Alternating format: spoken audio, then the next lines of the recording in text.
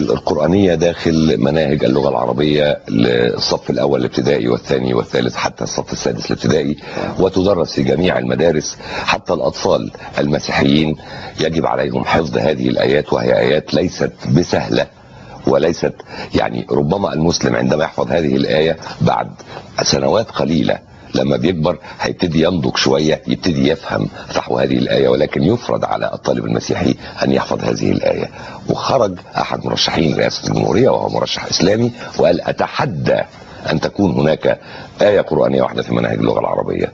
أنا كنت قاعد بتفرج على التلفزيون، كنت عايز أخش جوه التلفزيون وأقول له حضرتك أدي كتاب ابني بتاع المدرسة في سنة أولى ابتدائي وثانية ابتدائي، حضرتك مع الاستمرار في هذا أم نحن دولة مدنية دينها الرسمي الإسلام، ده موضوع تاني. احنا بنروح رئيس الدولة بيحضر احتفالية بتاعت صلاة العيد هنا وبيحضر، ده موضوع تاني. ان الدولة ليها رموز إسلامية ده موضوع. لكن الحتة اللي حضرتك بتقول عليها دي في التعليم انا وافق عليه بشرط احنا بنعلم، بنكبر الطلبة، بنزيدهم نضجا.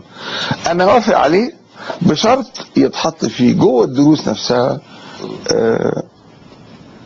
اسطر كده من نصوص في الانجيل او التاريخ القبطي على سبيل المثال. ايه المشكله؟ او تدريس التاريخ القبطي ضد المناهج. لو طفل نشأ على ان هو بيطلع على فقره من القران ويطلع في صفحه اخرى على فقره من الانجيل، خلاص يبقى انا فكيت العقد من بدري، او ازيل الاثنين.